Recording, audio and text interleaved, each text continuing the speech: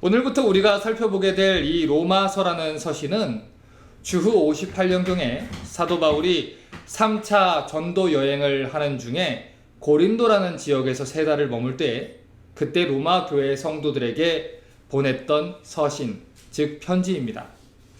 로마서 15장 25절을 보면 바울이 이 로마서를 기록했을 당시에 자신의 상황에 대해서 이렇게 이야기를 했는데, 그러나 이제는 내가 성도를 섬기는 일로 예루살렘에 간다라는 이야기를 했습니다. 그 당시 사도 바울은 예루살렘 교회에 구제 헌금을 전달하러 가야 됐기 때문에 예루살렘과 정반대편에 있었던 이 로마 교회의 성도들을 만나러 갈 수 있는 상황이 되지 않았습니다. 사실 이 사도 바울의 마음은 언제나 그 당시 땅끝으로 여겨졌던 그곳까지, 이 서바나, 즉 스페인이라는 그 지역까지 가서 복음을 전하는 그 마음이 있었기 때문에 그곳에 복음을 전하러 가기 위해 교두보, 즉 작전 기지로 사용될 수 있었던 이 로마에 대한 마음을 항상 품고 기도를 하고 있었지요.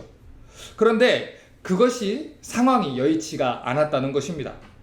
로마서 1장 10절을 보면 어떠하든지 이제 하나님의 뜻 안에서 너희에게로 나아갈 좋은 길 얻기를 구하노라 라고 이야기를 하며 이 바울이 로마 교회의 성도들을 간절히 만나기를 원하고 있었다는 것을 우리가 볼 수 있는데, 그 기회가 열리지 않아서 그들에게 전하고자 하는 이 복음을 글로 써서 편지로 보내게 됐다는 거죠.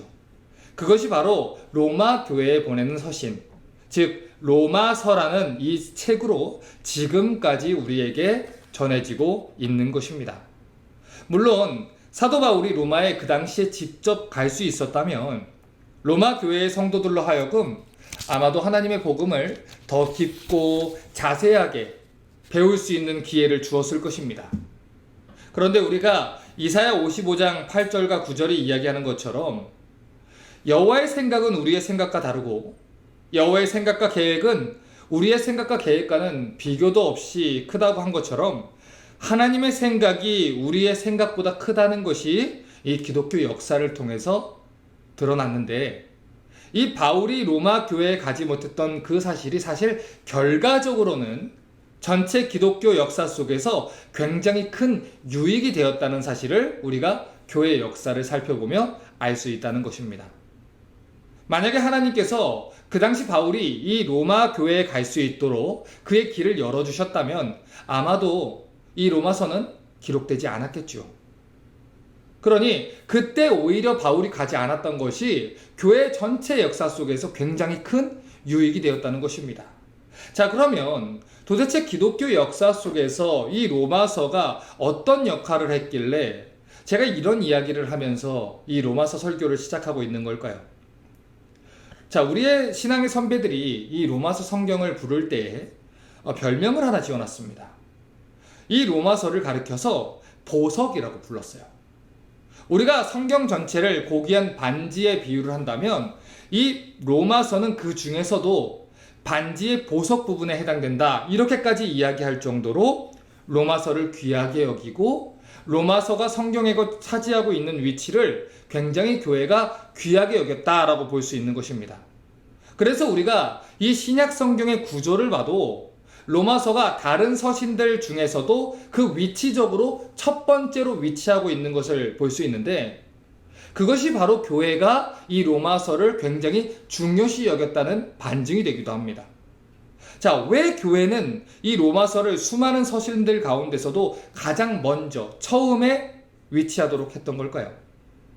어떤 사람들은 이 로마서가 가장 먼저 기록되어서 그런 게 아니냐라고 이렇게 이야기하는 분들도 있지만, 사실 바울의 서신 중 가장 먼저 기록된 서신은 데살로니가 전서라고 하는데 대부분의 학자들이 동의를 합니다. 그래서 그 주장은 타당성이 떨어지죠. 교회의 역사를 보면 로마서는 교회의 역사 초기부터 서신서의 가장 첫 부분의 자리를 잡았음을 우리가 볼 수 있는데, 그 이유는 역사 속의 교회가 그만큼 로마서의 중요성을 인식하고 있었기 때문입니다. 우리가 사도행전을 보면 수많은 교회들이 세워지는 것을 볼 수 있죠. 그런데 그 당시부터 이 교회가 세워지고 퍼져나가는 데 있어서 가장 큰 문제가 뭐였냐면 기독교가 올바른 진리 위에 세워져야 했다는 거예요. 그런데 지금도 마찬가지지만 사도 바울이 활동했던 당시에도 유대주의나 천사숭배 아니면 신비주의 이단 같은 거짓 교사들이 활개치고 있었다는 것입니다. 그런 사람들이 교회로 들어와서 기독교의 진리를 교묘하게 바꿔서 왜곡하게 되는 그런 가능성이 항상 있었다는 거예요. 그래서 모든 교회들은 언제나 그 기초를 진리 위에 단단하게 세워야 되는 필요가 있었고, 사도 바울 또한 이 로마 교회의 성도들이 이 진리 위에서 신앙을 단단하게 세워갈 수 있도록 이 서신을 보내게 된 것입니다. 그래서 우리가 교회 역사를 보면 기독교가 각종 이단과 거짓 교사들의 공격으로 인해서 위기에 봉착했을 때마다 하나님은 그런 현실을 극복하기 위해 하나님의 종들을 세우신 걸 볼 수가 있어요. 그런데 놀라운 것은 그때마다 이 로마서라는 서신이 사용됐다는 것이죠. 가장 먼저 우리에게 성 어거스틴이라고 알려진 이 사람의 회심 얘기를 들어보면, 이 어거스틴이라는 사람이 회심한 바로 직후에 교회 안에 펠라기우스라는 거짓 교사가 등장하게 됩니다. 그래서 펠라기우스 이단이라고 하는 교회 역사상 아주 치명적인 그 잘못된 가르침을 전하는 그 이단들이 일어나서 이 전파하기 시작했다는 거예요. 그런데 그 당시 펠라기우스 이단의 위협을 교회가 받을 때 이 이단의 위협과 맞서 싸워서 교회를 지켜냈던 사람이 바로 어거스틴이었고, 어거스틴이 바로 이 로마서를 강해함으로써 펠라기우스의 가르침을 논박시켜서 끝끝내 교회를 지켰다는 것입니다. 또한 종교개혁을 일으켰던 루터를 회심시켰던 그 말씀도 이 로마서의 말씀이었고, 감리교의 창시자로 알려졌던 존 웨슬리라는 사람도 루터의 로마서 주석 서문을 듣고 회심을 했죠. 이뿐만이 아니라 종교개혁자 칼빈을 회심시킬 때도 철로역정을 비롯한 존 버년을 비롯한 수많은 신앙의 선배들을 회심시킬 때에도 하나님은 이 로마서라는 성경을 사용을 하셨다는 거예요. 그러니까 이 로마서라는 서신을 기록하게 하기 위해서 수많은 하나님의 교회들을 이단들의 공격에서 지키기 위해서 하나님께서는 오늘 한 사람을 선택하시고 예비하셔서 이 로마서를 기록하게 하셨다는 것입니다. 자, 로마서 1장 1절을 보겠습니다. 예수 그리스도의 종 바울은 사도로 부르심을 받아 하나님의 복음을 위하여 택정함을 입었으니, 지금 우리가 읽은 로마서 1장 1절을 보면 하나님께서 당신의 종들을 진리로 깨우기 위해서 한 사람을 예비하셨다는 것을 우리가 볼 수 있습니다. 자, 로마서를 기록한 이 발신자의 이름이 지금 1장 1절에 기록되어 있었는데, 자, 누구라고 하고 있습니까? 바울이다 라고 얘기하고 있어요. 그런데 그가 어떤 사람인지 오늘 우리가 읽은 이 본문을 보면 세 가지로 소개를 하고 있다는 거예요. 첫 번째, 바울은 예수 그리스도의 종이라는 것입니다. 그리고 두 번째, 바울은 사도로 부르심을 받은 자라는 거예요. 그리고 세 번째는 하나님의 복음을 위해서 택정함을 입은 자라는 것입니다. 자, 그렇다면 도대체 바울이라는 사람이 어떤 사람이길래 하나님께서는 이 바울에게 이 로마서라는 이 책을 기록하는 사명을 맡겨주신 걸까요? 로마서는 방금 전에 이야기한 대로 교회에 보내는, 이 로마 교회에 보내는 서신이란 뜻입니다. 바울은 로마라는 큰 도시에 살고 있는 그리스도인들에게 이 편지를 보낸 것이고, 그 당시 이 서신을 받았던 로마라는 도시는 세계에서 알아주는 큰 도시 중에 하나였습니다. 그런데 놀라운 사실은 이 편지를 받는 그리스도인들은 대부분이 이방인 출신의 성도들이었다는 거예요. 그리고 만약에 그렇다고 한다면 누가복음을 기록한 같은 이방인 출신의 누가 같은 사람을 하나님께서 사용하셔도 좋았을 텐데 왜 하필이면 바울을 사용하셨냐는 겁니다. 우리가 로마서를 연구하면서 주목해서 봐야 되는 사실은 바울이라는 사람이 도대체 어떤 사람이길래 하나님께서 이 바울에게 로마 교회에 편지를 쓰게 하셨냐는 사실이에요. 그런데 여기에는 커다란 역설이 드러나고 있다고요. 사실 예수님을 만나기 전에 바울은 굉장히 엄격하고 완고했던 민족주의자였습니다. 그는 원래 예수 그리스도와 관련된 모든 것을 미워하고 예수님을 신성모독한 죄인으로 여기면서 교회를 진멸하려고 애를 썼던 사람이에요. 그래서 사도행전 9장 1절과 2절을 보면 바울이 어떤 사람이었는지에 대해서 이렇게 기록했습니다. 사울이 주의 제자들을 대하여 여전히 위협과 살기가 등등하여 대제사장에게 가서 다메섹 여러 회당에 갈 공문을 청하니 이는 만일 그 돌을 쫓는 사람을 만나면 모론 남리하고 결박하여 예루살렘으로 잡아오려 함이라. 자, 회심하기 전에 바울은 예수님을 만났던 그 날도 다메섹에 있었던 하나님의 교회를 진멸하기 위해 위협적인 모습으로 다메섹에 가고 있었어요. 그래서 빌립보서 3장 5절과 6절을 보면 바울 자신이 어떤 사람이었는지에 대해서 이렇게 소개를 하는 걸 볼 수 있습니다. 내가 8일 만에 할례를 받고 이스라엘의 족속이요 베냐민의 지파요 히브리인 중에 히브리인이요 율법으로는 바리새인이요 열심으로는 교회를 핍박하고 율법의 의로는 흠이 없는 자로다. 자, 바울은 태어난 지 8일 만에 할례를 받았던 이스라엘 족속이었어요. 그리고 이스라엘 족속들 중에서도 이스라엘의 초대 왕이었던 이 사울이 태어난 베냐민 지파 출신이었습니다. 그 당시에 이스라엘 사람들에게 있어서 이 베냐민 지파라는 것은 명문 가정의 자제이자 정통 이스라엘 사람이라는 명예가 되었습니다. 그 중에서도 바울은 자기를 히브리인 중에 히브리인이다 라고 소개할 정도로 민족주의적인 색깔이 굉장히 강한 사람이었다는 거예요. 게다가 율법의 전통으로는 보수적인 신앙을 가지고 있었던 바리새파의 계보를 따르고 있었고 율법의 의로는 흠이 없는 자라고 할 정도로 열심으로 율법을 지켰던 강경파 유대인이었다는 겁니다. 또 사도행전 22장 3절과 4절을 보면 바울이 자기를 가리켜서 이렇게 소개한 내용을 또 볼 수 있어요.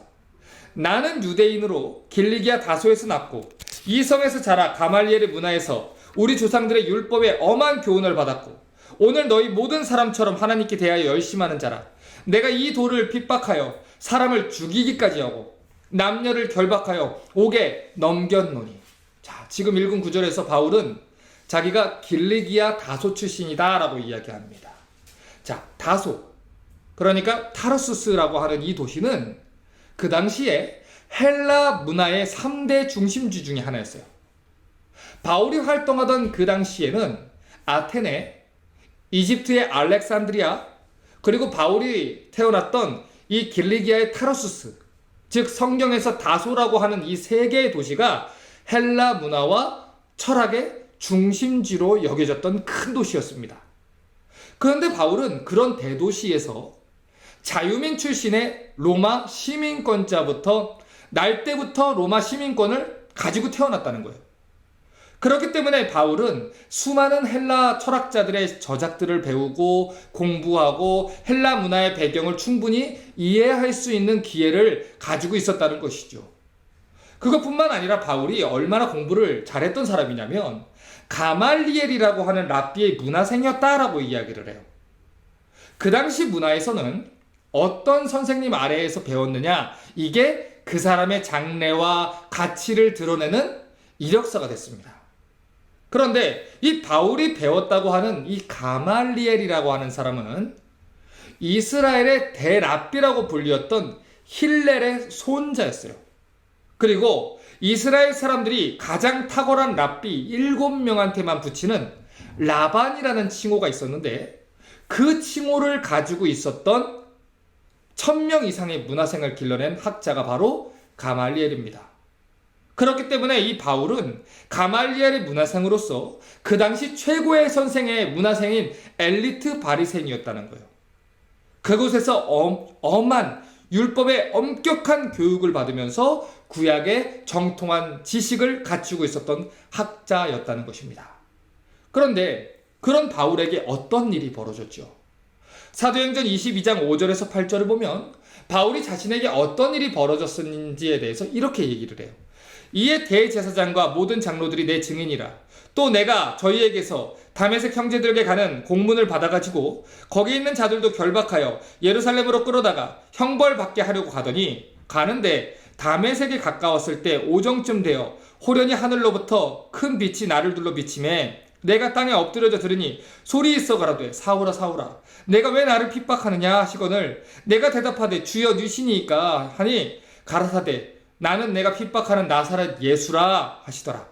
자, 바울이 유대교의 열심을 가지고 이 다메섹에 있는 작은 교회를 핍박하러 가는 그때 하늘에서 빛이 비추더니 예수님께서 그를 부르셨다 이야기를 해요.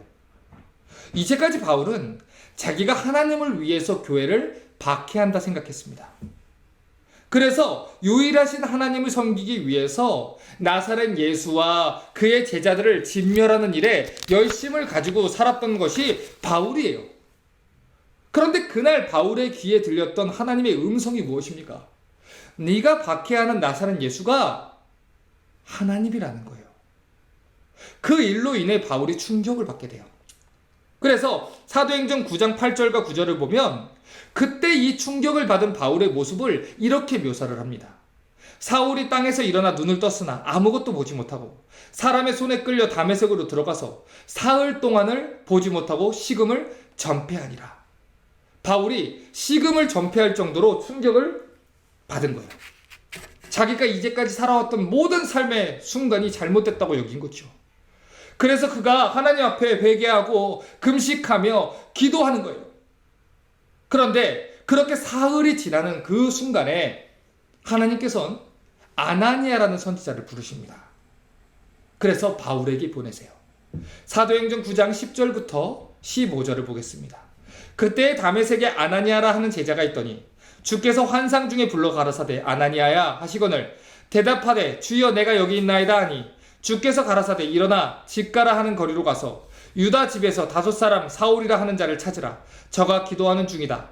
저가 아나니아라 하는 사람이 들어와서 자기에게 안수하여 다시 보게 하는 것을 보았느니라 하시거늘 아나니아가 대답하되 주여 이 사람에 대하여 내가 여러 사람에게 들었은즉 그가 예루살렘에서 주의 성도에게 적지 않은 해를 끼쳤다 하더니 여기서도 주의 이름을 부르는 모든 자를 결박한 권세를 대제사장들에게 받았나이다 하거늘 주께서 가라사대 가라. 이 사람은 내 이름을 이방인과 임금들과 이스라엘 자손들 앞에 전하기 위하여 택한 나의 그릇이라.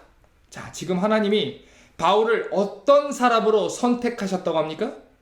예수 그리스도의 이름을 이방인들과 임금들과 이스라엘 자손들 앞에 전하기 위해서 선택하셨다는 거예요. 그러니까 오늘 바울은 바로 그때의 그 부르심을 기억하며 자기를 소개하고 있는 것입니다. 자, 다시 로마서 1장 1절을 볼게요. 예수 그리스도의 종 바울은 사도로 부르심을 받아 하나님의 복음을 위하여 택정함을 입었으니 이전에 바울은 여러 가지 이력을 가지고 있었던 사람이었어요. 이전에 바울은 하나님을 위해서 예수 믿는 자들을 잡아 죽이는 것이 삶의 목적이라 여겼던 사람이었어요. 이전에 바울은 율법의 의로 구원을 받는다. 율법의 의로움으로 나는 흠이 없는 자다. 이것으로 자신의 소명과 사명과 자랑을 대신하며 삶의 목적을 가지고 살아갔던 사람이었어요. 그런데 예수를 만나고 그의 이력이 완전히 바뀌었다는 거예요. 예수를 만나고 그의 삶의 목적이 완전히 바뀌었다는 거예요. 예수를 만나고 그의 삶의 정체성이 완전히 바뀌었다는 것입니다. 지금 바울이 이야기하고 있는 자신의 이력이 무엇입니까? 지금 바울이 말하는 삶의 목적과 사명과 소명이 무엇이지요? 나는 예수 그리스도의 종일 뿐이라는 것입니다. 나는 그분의 사도로 부르심을 받은 자라는 거예요. 내가 살아가는 목적은 하나님의 교회를 위해서라는 것이고 그 일을 위하여 나는 하나님의 선택을 받은 자라는 거예요. 이전에 바울은 예수 그리스도와 그분의 교회를 박해했죠. 예수를 하나님의 모독자로 간주하고 교회를 진멸하기 위해서 살았던 사람입니다. 그런데 어느 날 그런 바울을 예수께서 부르셨어요. 그러자 그날부터 바울의 인생이 바뀌었고 그날 이후로 바울은 복음을 변호하는 이방인의 사도가 되었다는 거예요. 하나님이 주셨던 그 삶의 목적대로 살아가는 자가 되었다는 것입니다. 자, 그렇다면 왜 하나님께서는 바울을 선택하셨을까요?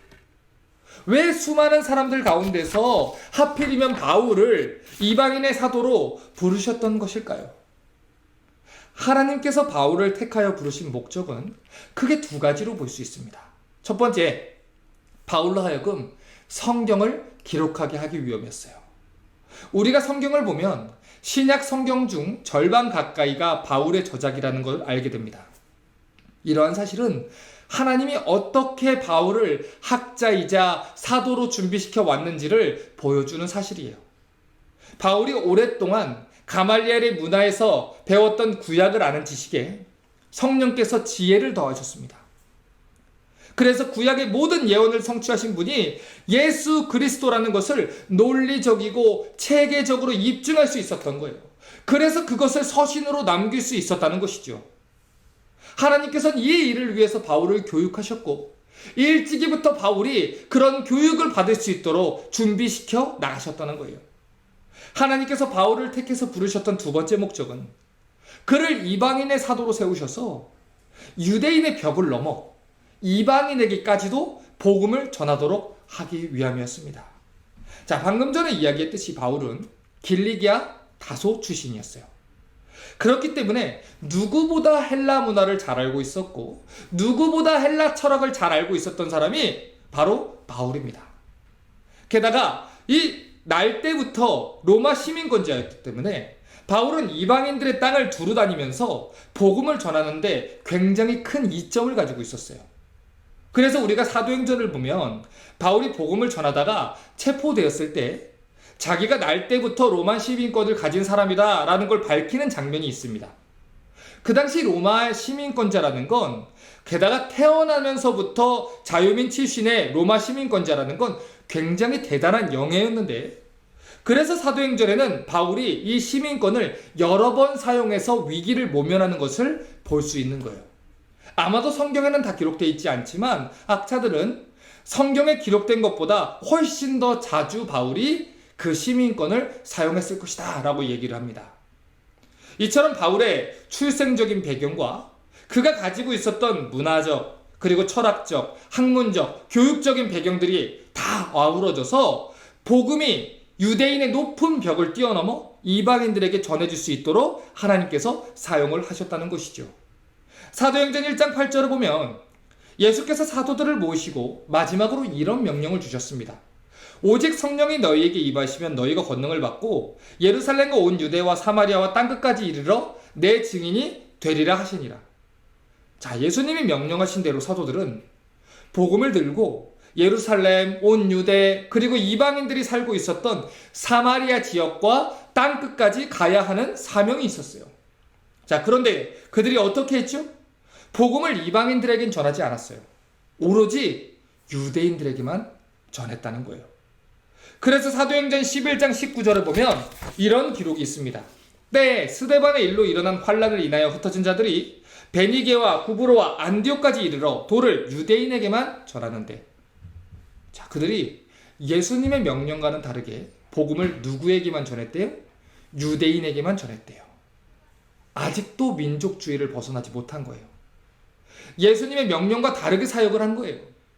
이것이 얼마나 심각한 상황으로까지 번졌는지 갈라디아서 2장을 보면 이 심각성을 살펴볼 수 있습니다. 갈라디아서 2장 11절부터 13절을 보면 이런 기록이 있어요. 게바가 베드로죠. 안디옥에 이르렀을 때 책망할 일이 있기로 내가 바울이 저를 면책하였노라. 야고보에게서 온 어떤 이들이 이르기 전에 게바가 이방인과 함께 먹다가 저희가 오매 그가 할례자들을 두려워하여 떠나 물러가매 남은 유대인들도 저와 같이 외식함으로 바나바도 저희의 외식에 유혹되었느니라. 자, 지금 여기에서 말한 이 베드로, 이 게바라는 사람이 안디옥이라는 지역에서 이방인들과 함께 식탁 교제를 하고 있었어요.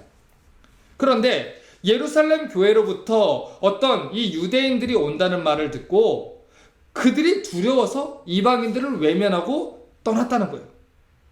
분명히 베드로는 고넬료의 집에 성령이 임한 것을 봤던 사람이에요. 분명히 베드로는 예수님께서 이방인들에게 복음을 전하라고 하신 사실을 들었던 사람이고 알고 있었던 사람이에요.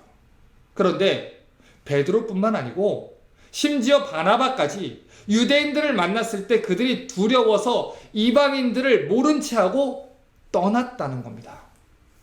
그래서 바울이 베드로를 책망했다는 거예요. 여러분, 그 당시에 초대교회 안에서 누가 감히 베드로를 책망할 수 있었겠습니까? 그런데 바울이 그 일을 했다는 것이고 해야만 했다는 거예요.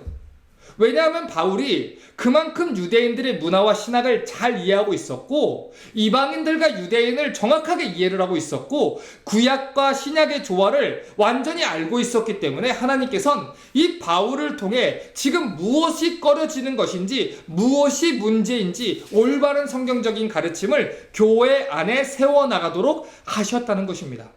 그러니 바울은 유대인으로서도 말할 수 있는 사람이었고 이방인으로서도 말할 수 있는 이 두 문화의 배경을 다 알고 있었던 사람이었기 때문에 유대인과 이방인들 모두에게 복음을 어떻게 하면 전할 수 있을지 생각할 수 있었던 사람이었기 때문에 하나님은 바울을 통해 이방인들에게 복음을 전하게 하셨다는 것입니다. 우리가 로마서를 읽게 되면 하나님께서 특별한 일을 위해서 바울을 선택하셨음을 다시금 확신하게 됩니다.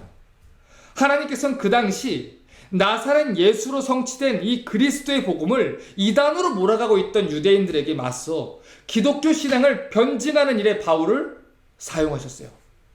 그래서 바울의 서신을 보면 바울이 거의 모든 서신들에서 유대주의자들로부터 기독교 신앙을 변증하는 것을 볼 수 있습니다. 그런데 이게 가능했던 이유는 바울이 그 어떤 유대인들보다 율법에 정통했던 학자였고 율법의 엄한 교육을 받았기 때문이었다는 거예요. 그래서 바울이 그리스도인이 됐을 때 유대인들 스스로가 가지고 있는 관점에 대해서 복음을 논증해내고 충분히 복음을 변호할 수 있었다는 것입니다. 구약과 유대인들의 지식을 충분히 알았기 때문에 또한 이 바울이 성경 어느 곳에든지 그리스도를 발견하고 복음을 철저하게 논증할 수 있었다는 거예요. 바로 그 일을 위해서 하나님께서는 바울을 준비시키시고 부르시고 선택하셨다는 것입니다. 자, 그러면 하나님께서 맡기신 이 일을 위해 하나님께서는 바울을 어떻게 준비해 오셨을까요? 우리가 성경을 보면 알 수 있듯이 성령께서는 자기에게 순종하는 사람을 취하시고 그들이 하나님께로부터 부여받은 모든 재능과 모든 은사들을 사용하시는 분이에요. 쉽게 말해서 우리가 예수 믿기 전에 가지고 있었던 은사와 탤런트와 어떤 특기와 장기와 받았던 교육들을 그냥 마냥 버리는 것이 아니라 그 모든 것을 가지고 하나님의 영광을 위해서 살 수 있도록 하시는 분이 성령이시라고요. 자, 그러면 생각을 해보자고요. 바울이 다소에서 태어나도록 하신 분이 누구십니까? 하나님이세요. 바울이 가말리엘 교파에서 배우도록 인도해 주신 분은 누굽니까? 하나님이에요. 비록 그가 예수 그리스도를 모르고 교회를 진멸하는 죄를 지었지만 그럼에도 불구하고 바울을 부르시고 오래 참으시고 그를 기다리시고 이방인을 위한 하나님의 사도로 세워가신 분은 하나님이라는 것입니다. 바울의 평생의 인생 가운데서 바울은 인식하지 못했을지라도 우리는 사도행전 9장의 그 사건과 그 뒤의 일들만 가지고 그 순간의 순간만 가지고서 생각했을지라도 바울의 평생을 가지고 준비시킨 분은 바로 하나님이라는 거예요. 바로 이 사실이 중요하다는 것입니다. 왜 여러분이 이 자리에 오늘 나와서 하나님의 말씀을 듣고 있는 것입니까? 하나님이 여러분을 부르셨기 때문이에요. 왜 여러분이 각각의 위치와 분야에서 각자 가진 은사들을 가진 사람들이 이 수많은 교회들 가운데 리스타트 철치라는 이 지역교회에 함께 모여서 믿음 생활을 하게 됐습니까? 하나님이 여러분을 부르셨기 때문이에요. 그래서 오늘 우리가 읽은 로마서 1장 1절을 보면 아주 중요한 사실을 문법적인 사실에서 우리가 발견할 수 있습니다. 바울이 자기를 소개를 했는데 이 소개가 수동태 구문으로 되어 있다는 거예요. 패시브라는 거죠. 이게 무슨 말인지 다시 한번 로마서 1장 1절을 볼게요. 예수 그리스도의 종 바울은 사도로 부르심을 받아 하나님의 복음을 위하여 택정함을 입었으니, 자, 수동태 구문입니다. 하나님이 부르셨고 하나님이 택하셨다는 거예요. 내가 하나님을 택한 것이 아니고 하나님이 나를 택하셨다는 것입니다. 너희가 나를 택한 것이 아니요 내가 너희를 택했다라고 하셨어요. 하나님이 우리를 선택하셨다는 거예요. 우리 중에 오늘 하나님이 부르시지 않았다면, 하나님이 선택하지 않았다면 어느 누구도 이 자리에 나와 복음을 들을 수 있는 사람은 없다는 것입니다. 로마서 1장 2절을 보면 바울이 전하는 이 복음이 어떤 것인지에 대해서도 이렇게 설명을 하고 있어요. 이 복음은 하나님이 선지자들로 말미암아 그의 아들에 관하여 성경에 미리 약속하신 것이라. 자, 바울이 전하는 이 복음이 바울이 만들어낸 것입니까? 바울이 새롭게 연구해서 나온 결과물입니까? 아니에요. 지금 이 구절은 복음이 우리 노력의 결실이 아니라 우리의 열심으로 얻어낸 것에 대한 보상이 아니라 하나님의 복음이라는 거예요. 하나님이 준비하시고 하나님이 이루시고 하나님이 성취하신, 하나님께 주도권이 있는 하나님의 약속과 방법에 관련된 복음이라는 것입니다. 로마서 1장 5절을 또 보면 그로 말미암아 우리가 은혜와 사도의 직분을 받아 그 이름을 위하여 모든 이방인 중에 믿어 순종케 하나니 그랬어요. 예수 그리스도로 말미암아 우리가 은혜를 받은 거예요. 은혜를 받을 만해서 받은 게 아니에요. 우리의 어떤 노력의 결과물로 다 된 것이 아니에요. 예수 그리스도의 말미암아 우리가 은혜를 받았고, 예수 그리스도로 말미암아 바울이 사도의 직분을 받은 거라는 거예요. 이처럼 우리를 부르신 하나님의 부르심은 우리 입장에선 철저하게 수동형이라는 거예요. 6절을 보면 또 이렇게 말합니다. 너희도 그들 중에 있어 예수 그리스도의 것으로 부르심을 입은 자니라. 너희도, 저도, 지금 이 말씀을 듣는 여러분도 바울과 같이, 로마교회 성도들 같이 누구의 것이라는 거예요? 예수 그리스도의 것으로 부르심을 입은 자라는 거예요. 이 또한 수동형이라는 것이죠. 우리가 예수 그리스도를 선택한 것이 아니에요. 예수 그리스도께서 우리를 당신의 것으로 부르셨다는 것입니다. 그러므로 오늘 바울이 자기의 정체성에 관한 것을 가지고 로마 교회에게 가장 먼저 이야기하는 게 뭔지 보셔야 돼요. 내가 복음을 깨달아서 그 깨달은 사실을 너희에게 나눠주기 위해서 이 서신을 쓰는 게 아니라는 거예요. 하나님이 계획하셨고, 하나님이 주셨고, 하나님이 준비하셨고, 하나님이 나누게 하신 이 복음을 전하겠다는 거예요. 내가 아니라 예수께서 나를 사도로 선택하셨다는 거죠. 내가 삶의 목표와 목적을 정한 것이 아니라 예수께서 나의 삶의 목표와 사명을 정하시고 나를 그분의 종으로 이곳에 부르셨다는 거예요. 그래서 내가 믿은 복음을 전하는 게 아니고 하나님이 나를 붙들어 깨닫게 하시고 전하라고 하신 그 복음을 너희에게 전하겠다는 것입니다. 물론 바울을 부르신 사실이 수동이냐 능동이냐가 뭐가 그렇게 도대체 중요한 거냐고 물으시는 분들이 계실지도 모르겠어요. 하지만 이것은 바울을 비롯한 우리 성도들 모두에게 굉장히 중요한 문제입니다. 우리가 하나님을 선택한 게 아니라 하나님이 우리를 부르셨다는 사실은 우리가 신앙생활의 방향을 설정하는 데 있어 굉장히 중요한 역할을 한다고요. 우리가 구약을 보면 하나님께서 이스라엘 백성들을 부르시고 그들에게 자기를 나타내실 때 자주 쓰는 표현이 있습니다. 나는 아브라함의 하나님, 이삭의 하나님, 야곱의 하나님 여호와니라. 이 표현을 하나님께서 자주 쓰세요. 자, 출애굽기 3장 15절을 보겠습니다. 출애굽기 3장 15절을 보면 하나님이 또 모세에게 이르시되 너는 이스라엘 자손에게 이같이 이르기를 나를 너희에게 보내신 이는 너희 조상의 하나님 곧 아브라함의 하나님, 이삭의 하나님, 야곱의 하나님 여호와라 하라. 이는 나의 영원한 이름이요 대대로 기억할 나의 표현이라. 자, 지금 하나님께서 자기를 소개하실 때 대대로 기억할 하나님의 이름이라고 하셨어요. 그러면 그 이름을 우리 또한 기억해야 된다는 이야기예요. 영원한 하나님의 이름이고 대대로 우리가 하나님을 섬기는 데 있어서 기억해야 되는 하나님의 이름이라고 했다고요. 그 앞에 어떤 수식어를 넣었는지가 왜 그것을 영원토록 기억하라고 했는지 답이 되는 거예요. 자, 보세요. 나는 너희 조상의 하나님 곧 아브라함의 하나님, 이삭의 하나님, 야곱의 하나님 여호와라는 거예요. 그 여호와 하나님이 너희를 선택하시고 애굽에서 불러냈다는 거죠. 이게 중요하다고요. 하나님께서 아브라함의 하나님이시고 이삭의 하나님이고 야곱의 하나님이라는 의미는 하나님께서 아브라함과 이삭과 야곱의 생애를 신실하게 지켜오셨음을 이야기하는 표현이에요. 그들은 이스라엘의 조상입니다. 이스라엘의 뿌리예요. 그런데 그들이 토라, 하나님의 율법서를 보고 공부하면서 배우게 되는 사실은 하나님께서 그들의 인생을 책임져 주시고 돌봐왔다는 그 기록을 보게 된다고요. 그들의 인생을 보십시오. 하나님께서는 그들의 삶 속에 매 순간마다 그들을 인도해 주셨어요. 그들의 삶 속에 매 순간마다 약속을 주셨어요. 그리고 약속을 지키셨어요. 그리고 하나님 사람답게 살 수 있도록 그들의 인생 가운데 다듬어짐과 성숙해질 수 있는 과정을 허락하셨어요. 아브라함의 삶을 보세요. 이삭의 삶을 보세요. 야곱의 삶을 보세요. 바울의 삶을 보세요. 그들의 인생 가운데 하나님의 언약을 받을 만한 그 자격 있는 사람이 있었습니까?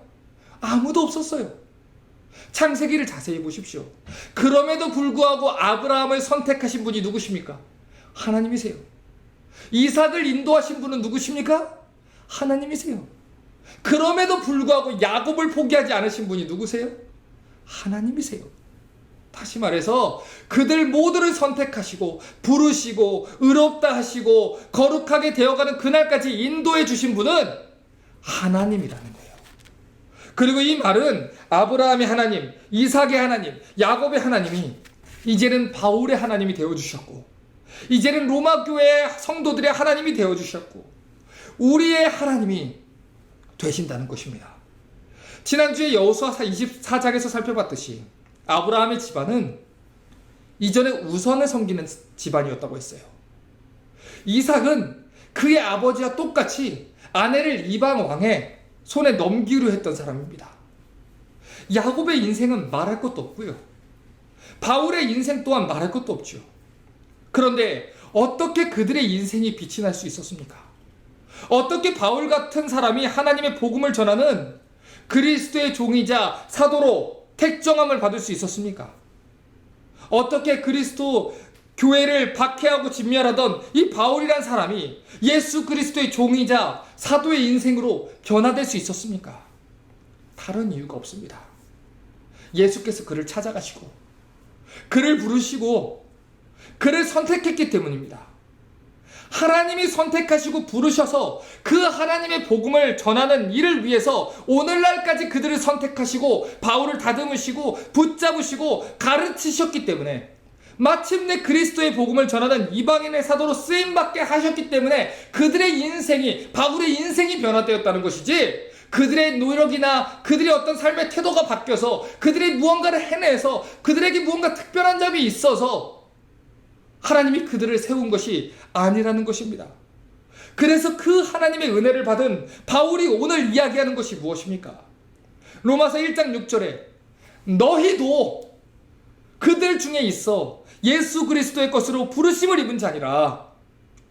이 복음을 전해받는 로마 교회의 성도들과 지금 이 설교를 듣고 있는 우리 또한 예수 그리스도의 것으로 부르심을 입은 자들이라는 것입니다. 사도만 부르심을 입은 것이 아닙니다. 목사님들만 부르심을 입은 것이 아닙니다. 너희도, 이 자리에 있는 이 복음을 입은 자들도 하나님의 거룩한 부르심을 입은 자들이라는 것입니다. 그렇기 때문에 우리가 하나님의 종으로서 이 세상에서 먹든지 마시든지 하나님의 영광을 위하여 빛과 소금으로 살아야 되는 삶의 목적과 사명을 받은 자라는 것입니다. 이것을 깨워주는 것이 복음이고 우리의 올바른 사명과 부르심을 알려주는 것이 복음이라는 것입니다. 그러므로 이 복음을 들으라는 거예요. 이 부르심에 응답하라는 것입니다. 내가 믿고 싶어서 믿은 거고 내가 선택했기 때문에 하나님을 믿어준 거다라고 생각을 한다면, 그렇다면 우리의 신앙생활은 내가 원하는 대로 가는 수밖에 없습니다.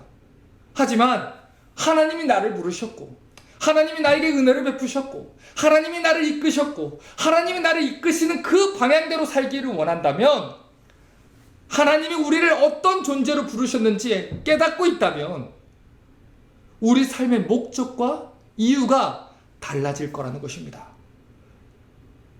그 하나님의 복음이 무엇인지 바로 알아야 올바르게 신앙생활을 할 수 있다는 거예요. 그래서 바울이 이 복음을 전하기 위해서 이 로마서를 기록했다는 것이고, 특별히 그 당시 초대교회를 비롯한 우리 모든 교회들에게 이 소리를 먼저 전하고 있는 것입니다. 그 복음의 출발점은 너희를 부르신 이는 하나님이라는 것입니다. 내가 복음을 듣고 고민하다 선택한 것이 아니라 하나님이 너를 부르셨다는 거예요. 그 복음을 듣고 응답하라는 것입니다. 이제 설교를 마무리하려고 합니다. 로마서 1장 7절을 보면 이 로마서를 전해받는 수신자가 누구인지에 대해서 이렇게 기록하고 있어요. 로마에 있어 하나님의 사랑하실 힘이 있고 성도로 부르심을 입은 모든 자에게 하나님 우리 아버지와 주 예수 그리스도로 쫓아 은혜와 평강이 있기를 원하노라. 로마서는 로마 교회 성도뿐만 아니라 하나님의 사랑을 입고 성도로 부르심을 입은 모든 자들에게 주어진 말씀입니다. 그렇다면 이런 질문을 또 할 수 있겠지요. 복음은 불신자들에게만 필요한 게 아닙니까? 목사님, 저는 이미 예수를 믿는데 제가 또 복음을 들어야 되는 그런 필요가 있겠습니까? 물론 복음은 당연히 교회 밖에 있는 불신자들에게 필요한 것입니다. 하지만 복음은 더더욱 교회 안에 있는 자들에게도 필요한 것입니다. 오늘날 교회 안에도 예배당에는 앉아있긴 하지만 복음을 모르는 사람들이 많이 있습니다. 교회를 다닌 지는 오래되었지만 아직도 복음이 무엇인지 모르는 사람들이 많이 있고 아직도 복음으로 거듭나지 않은 사람들도 많이 있습니다. 또는 거듭나긴 했지만 아직도 어린아이와도 같이 미성숙한 사람들도 있습니다. 그래서 로마서 1장 11절을 보면 바울이 로마서를 기록한 목적에 대해서 이런 설명을 했던 것을 볼 수 있는 것입니다. 내가 너희 보기를 심히 원하는 것은 무슨 신령한 은사를 너희에게 나눠주어 너희를 견고케 하려 함이니. 로마서를 기록한 목적 중에 하나는 성도들을 온전하게 하기 위함이었습니다. 성도들을 견고하게 하기 위함입니다. 환난날에 그들의 믿음을 단단하게 하고 견고하게 해서 어려움 속에서도 바로 서서 흔들리지 않는 신앙을 가지고 있는 건강한 성도로 세우기 위함이었습니다. 그 일을 위해서 하나님께서 바울을 선택하셨다는 것입니다.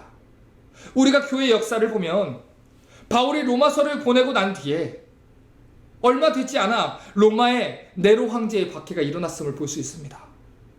로마에 있는 성도들이 원형 경기장으로 끌려 나와서 굶주린 사자의 밥이 됐고 나무에 달려서 산채로 화형을 다녔습니다.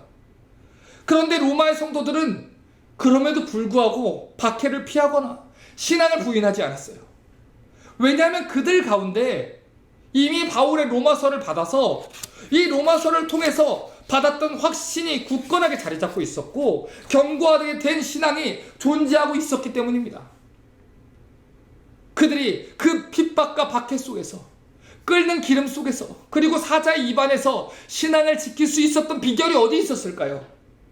믿음은 들음에서 나고 들음은 그리스도의 말씀으로 말미암는데 그들이 받았던 그리스도의 말씀이 뭐라고 했었냐면 로마서 8장 18절에 생각건대 현재의 고난은 장차 우리에게 나타날 영광과 촉히 비교할 수 없도다. 이 말씀을 붙잡고 그들이 견고하게 신앙을 지키며 죽어갔던 거라고요. 생각건대 현재의 고난은 장차 우리에게 나타날 영광과 비교할 수 없습니다. 하나님, 나는 복음을 배신하지 않겠습니다. 상황이 어려워도 나는 예배하겠습니다. 하나님, 환경이 어떻게 되든 나는 예배하겠습니다. 환난 중에 있었던 성도들이 소망이 보이지 않는 그 순간에 끝까지 믿음을 붙잡을 수 있었던 이유가 어디 있습니까? 로마서 8장 35절부터 39절의 말씀, 이런 말씀들을 꽉 붙잡고 그 말씀을 붙잡고 있었기 때문입니다. 누가 우리를 그리스도의 사랑에서 끊으리요? 환난이나 공고나 핍박이나 기근이나 적신이나 위험이나 칼이랴. 기록된 바 우리가 종일토록 주를 위하여 죽임을 당케 되고 도살을 양같이 여김을 받았나이다 한과 같으니라. 그러나 이 모든 일에 우리를 사랑하시는 이로 말미암아 우리가 넉넉히 이기느니라. 내가 확신하노니 사망이나 생명이나 천사들이나 권세자들이나 현재일이나 장래일이나 능력이나 높음이나 기품이나 다른 아무 피조물이라도 우리를 우리 주 그리스도 예수 아래 있는 하나님 사랑에서 끊을 수 없으리라. 그들이 붙들고 기도했던 말씀, 이 로마에서의 말씀, 그들의 믿음을 환난 중에 붙들어줬던 말씀, 그들을 부르시고 지키시고 끝날까지 돌보시게 했다고 약속하신 이 로마서의 말씀을 붙들고 그들이 버틸 수 있었다는 것입니다. 우리 또한 마찬가지입니다. 상황이 어렵습니다. 많은 사람들이 일자리에 해고를 당했고, 많은 사람들이 질병으로 인해서 고통받고 있고, 수많은 어려움들이 있어서 예배 드리는 것조차 집중하기가 쉽지 않은 그런 시간을 우리는 보내고 있습니다. 하지만 그럼에도 불구하고 우리가 이 자리에서 예배할 수 있는 이유는 무엇입니까? 내가 하나님을 선택한 게 아니라 하나님이 우리를 선택했기 때문입니다. 하나님이 우리를 상황과 상관없이 예배하는 자로 세우셨기 때문입니다. 하나님, 비록 어려움이 있어도, 비록 우리가 지금 이 현실이 힘들어도 이 모든 일에 우리의 사랑하시는 이로 말미암아 우리가 넉넉히 이길 것입니다. 교회가 위기라고 합니다. 하지만 넉넉히 하나님의 교회는 이 모든 것들을 이길 것입니다. 하나님, 우리가 어려움이 있습니다. 하지만 넉넉히 우리는 이 상황을 이길 것입니다. 왜냐하면 우리를 하나님의 사랑에서 끊을 자는 아무도 없기 때문입니다. 이것이 바로 우리의 힘이라는 것입니다. 바로 이것이 복음의 시작이라는 것입니다. 우리 중에 누구도 우연히 이 자리에 온 사람은 없습니다. 하나님께서 바울을 선택하신 것이, 아브라함을 선택하신 것이 우연이 아니었듯이 우리 중에 누구도 우연히 이 복음을 듣게 된 사람은 없습니다. 로마서 11장 29절은 그래서 분명하게 이야기합니다. 하나님의 은사와 부르심에는 후회하심이 없느니라.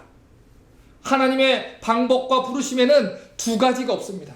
첫 번째, 우연이라는 게 없습니다. 두 번째, 후회하심이라는 게 없습니다. 하나님은 단 한 번도 바울을 부르신 것이 후회한 적이 없고, 하나님은 이 자리에서 복음을 듣고 있는 여러분을 부르신 것 또한 한 번도 후회하신 적이 없습니다. 그러므로 이 복음을 들으시길 바랍니다. 하나님의 복음을 사모하시길 바랍니다.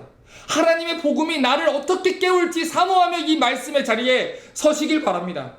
나의 삶의 목적과 삶의 이유를 알려줄 수 있는 것은 오로지 복음입니다. 나의 소명과 사명을 알려줄 수 있는 것은 나를 창조하신 하나님의 말씀인 복음으로부터 알 수 있는 것입니다. 그러므로 이 시간 성도로 부르심을 입은 모든 자들에게 선포합니다. 이 복음을 들으십시오. 복음을 사모하십시오. 지금 당장의 세상적인 위로와 철학과 가치에 기대지 마시고 나를 부르신 하나님의 그 복음에 기대어 복음에 견고하게 하는 은혜를 누리시기를 바랍니다. 그리하여 아브라함의 하나님이 나의 하나님 되고, 이삭의 하나님과 야곱의 하나님이 나의 하나님 돼서, 바울의 하나님이 나의 하나님이 돼서 이 복음을 통하여 거듭나고, 이 복음을 통하여 삶의 목적과 사명을 깨닫고, 이 복음을 통하여 견고해지는 우리 리스탈 철치의 모든 성도들 되시기를 주님의 이름으로 축원합니다.